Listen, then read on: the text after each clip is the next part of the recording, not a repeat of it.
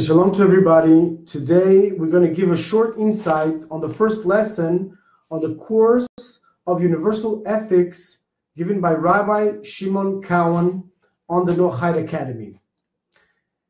And on the first lesson, Rabbi Cowan speaks about the spiritual historical process from Adam until our days.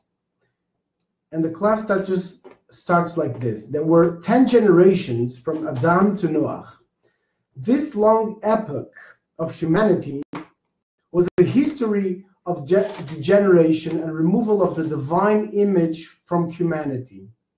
Noah was unable to redeem the cumulative history of foregoing generations. His luminous ark was the refuge of the ideal of a redeemed humanity and nature. So let's try to understand what was the removal of the divine image. The removal, as you understand, happened through the corruption of humanity. And that is the consequence of a separation of men from God. When man ceases to pay attention and stops to be sensitive to the divine speech, he gets separated, and then occurs the degeneration of the physical world. The removal of the divine image was then the consequence of that behavior of humanity. So we have to try to understand what is that divine image installed within the human being. So the divine image is expressed in 7 aspects. Those 7 aspects, as you understand, are revealed through the 7 Noahide universal commandments. But those commandments are parallel of the 7 divine traits of character with which God wanted to reveal himself in the world and to build up a redeemed humanity from the beginning. We are going to try to address those 7 commandments in parallel of the 7 aspects of the human personality, which reveal the divine image within a human being in a progressive way. Today, we're going to try to address the first commandment, the commandment of the belief in God, which parallels the sphira, or the attribute, the divine attribute of Netzach, of victory and confidence, which expresses itself in the inner spiritual development, in the capacity and the commitment of self-transformation, meaning that the abolition of our lives, of all types of idolatry, meaning objects or ideas that we believe that we derive our vitality and purpose from, that should be completely abolished, and the only thing that should install the purpose of our life and the source of our vitality and the meaning and the passion to live needs to come from God and God alone. That will allow us to install in ourselves that capacity of self-confidence and of victory, of having the self-confidence to overcome the challenges in life. That is the trait of character that should be installed, inspired within a child from his earliest age. The belief, and further than belief, the absolute certainty that we all come from God in a continuous manner. And we're going to try to understand what does that mean, that it was not only in that day of Bereshit bara Elokim et hashamayim ve'et haaretz, in that day that God created in the beginning, but also right now, at every single second, God is recreating anew the creation and us within. So we're going to try to see in the beginning of chapter 1 of Awareness of God in the Divine Code that the Rambam states clearly that the basic foundation and the first principle of faith is to know that there is a primary being who brought all existence into being. All of the entities in the spiritual and the physical realms come into existence and only from the truth of his being. God is one and can only be one and not two or more. He is one with a complete unification that surpasses any of the types of unity that are part of the created beings. It is beyond human intellect to understand the complete unity of God. So we have to use faith. We have to believe. We have to make that jump, that leap of faith of relating to God in a super rational way on our daily basis. Now, it's not only about believing in God in an abstract way. We have to bring down that belief in God into our reality, into the development of our personality, into our capacity of self-transformation at every single moment of our lives. It's not about just one day going from idol worship to monotheism and now to believe in the one God. The true way is to bring God into all of the details of our lives. And how is one to do that? One is to do that through two major ways. And that's through the understanding of the concept of the creation ex nihilo, the creation of something out of nothingness, and the belief in divine providence. As we mentioned before, the belief in God is not only that God is sitting in his throne in the sky and is creating the world from on high, and we're down here, and like it's written, the heavens were given to God and the earth to men. But that's not the way. The way is that we have to bring God down to earth through our inner faculties. And that starts by the belief in him. That beginning of the relationship. It's like the relationship between a husband and a wife. What does really maintain a stabilized marriage? Is it the contract?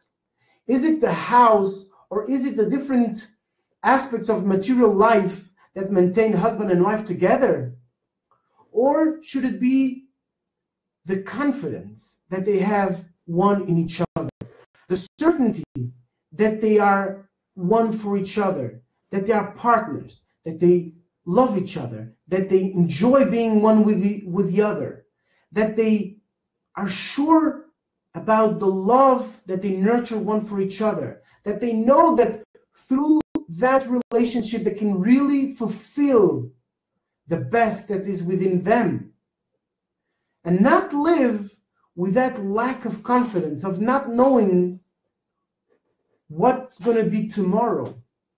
That when the husband and the wife go to their respective works and just meet 8 hours afterwards at 5 o'clock in the afternoon, they didn't know what would happen, and they maybe they live with a lack of confidence in each other.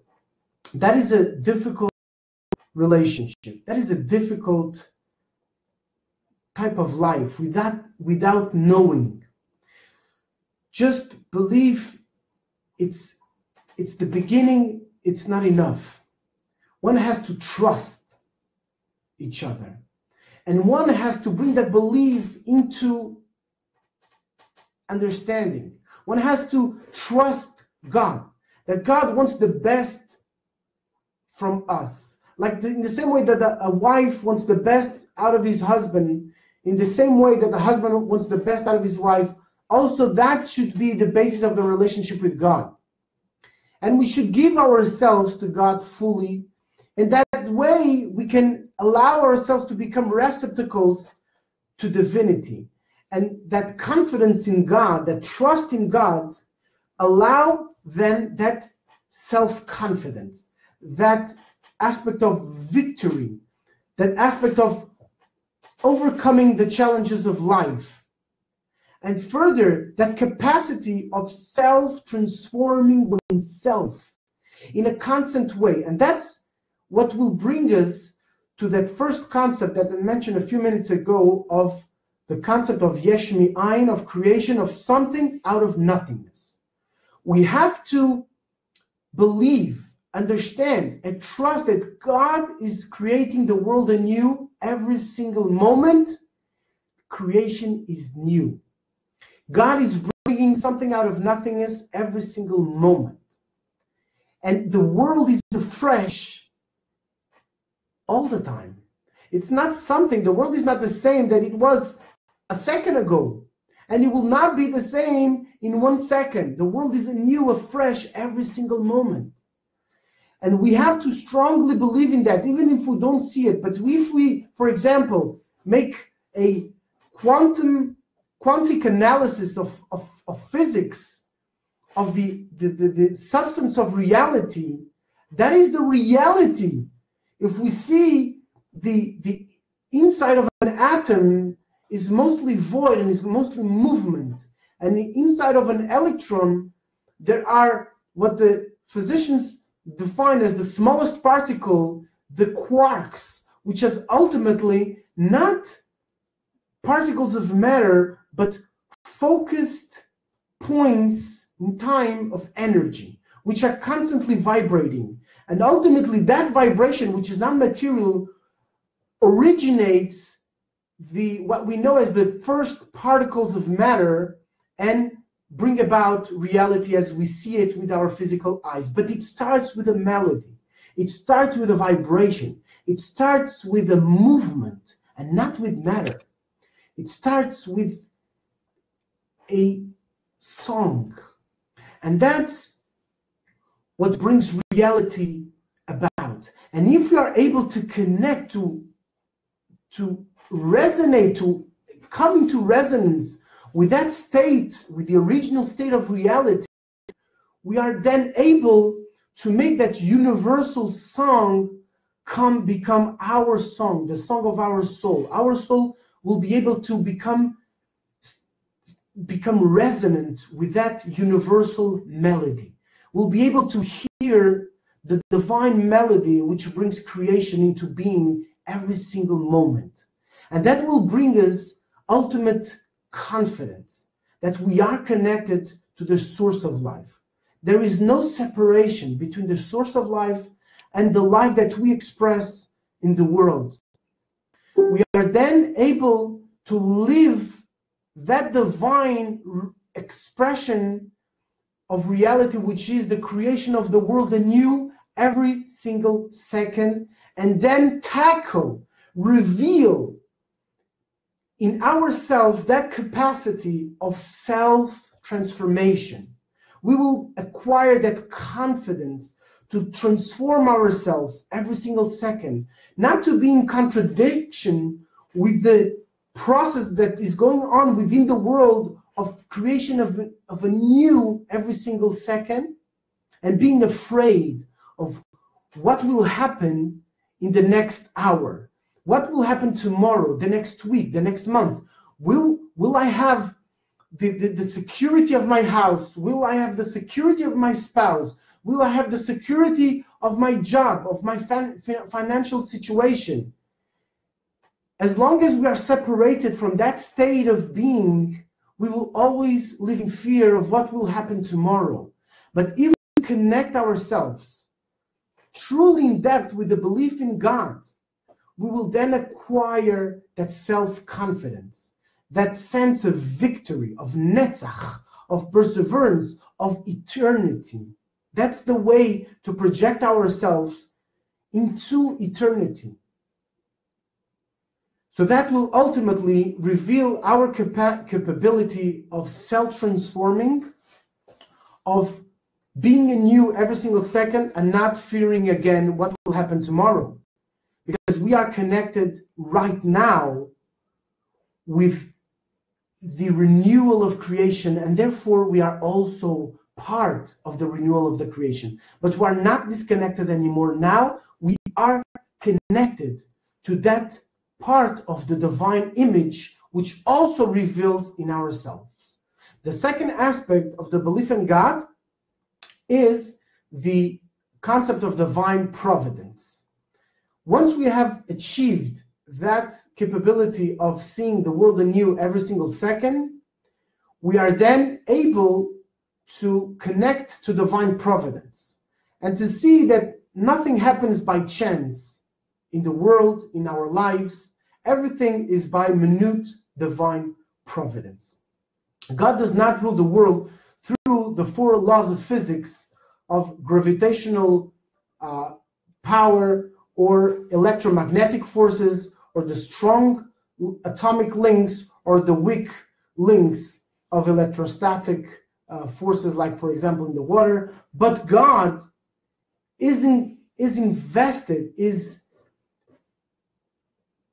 occupies himself within creation, not only through his laws, but he is invested with every single detail of the creation. And that's what brings us to that state of knowledge and understanding of the divine providence, that nothing is left by chance. God is conducting every single detail of the world through his wisdom. So we have to feel that in a deep level and stop being afraid of what will happen tomorrow. God is conducting reality, and he's doing everything with one goal: to bring out that divine image through a human being. He wants to express himself within a human being. That is the restoring of the divine image within a human being through that first commandment, the belief in God, which expresses itself through the divine trait of character of victory and self-confidence, and the inner spiritual aspect of self-transformation. This is a parallel that should be understood by every one of us and lived in a daily basis. We're going to try, B'ezrat Hashem, during the following weeks to address the following commandments in parallel of the personal traits of character, and how to restore every single one of them within our personality, God willing, B'ezrat Hashem. And we should all, through the learning and through the fulfillment of the divine will, accelerate the coming of Mashiach Tzidkenu by allowing the conditions for that to be a reality, B'ezrat Hashem.